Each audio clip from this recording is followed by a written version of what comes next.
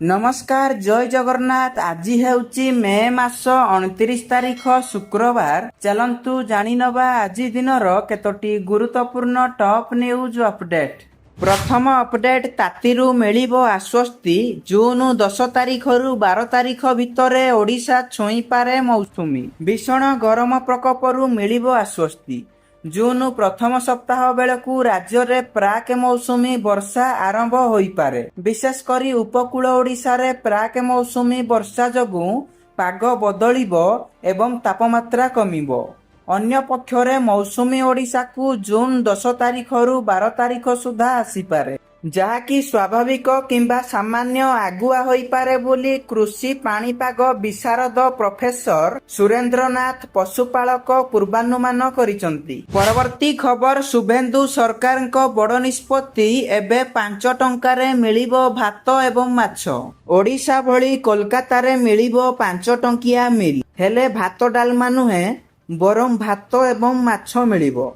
एनेई घोषणा करिसंती पश्चिमबंगर मुख्यमंत्री शुभेन्दु अधिकारी। राज्य रे थिबा 400टी स्वतंत्र कैंटीन रे 5 टंकारे माछ भात जोगाई दिया जिवो बोली पश्चिमबंगर मुख्यमंत्री शुभेन्दु अधिकारी घोषणा करिसंती। परवर्ती खबर जुलाई 9 तारिखरु 15 तारिख जाए हेबो +2 रो प्रथम पर्याय नाम लेखा। चलित शिक्षा वर्ष 2026 एवं 27 पाई +2 रो नाम लेखा पाई आसंता 26 तारिखरु आवेदन आरंभ हेबो। जून 30 तारिख राति 11:45 मध्यरे छात्र छात्री माने सामसे वेबसाइट रे आवेदन करि परिबे। जुलाई 8 तारिख रे प्रथम मेधा तालिका प्रकाश पाइबो। जुलाई 9 रु 15 तारिख मध्यरे प्रथम पर्याय नाम लेखा हेबो। अगस्त 12 तारिख सुधा समस्त पर्याय नाम लेखा शेष हेबो। एनेई विद्यालय एवं गणशिक्षा विभाग पक्षरु विज्ञप्ति प्रकाश पाइछि। परवर्ती खबर राशन कार्ड धारी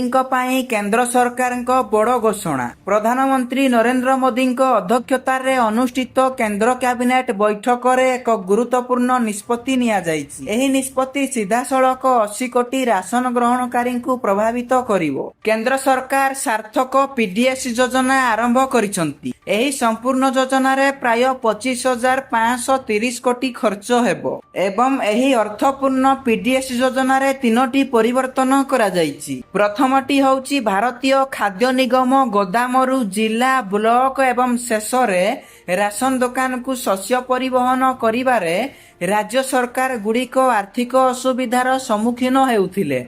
एबे केंद्र सरकार राज्य गुड़ी को आर्थिक सहायता जगाइबे। एवं द्वितीय परिवर्तन हेउची राशन दुकान मालिकंक कमिशनर वृद्धि कराजिवो। एवं तृतीय परिवर्तन हेउची समग्र राशन व्यवस्था को अधिक आधुनिक एवं स्वच्छ करिवा पाई नूतन प्रजुक्तिर व्यवहार कराजिवो। परवर्ती खबर कोरोना परे देश रे एबे इबोला आतंक। इमरजेंसी घोषणा कला WHO।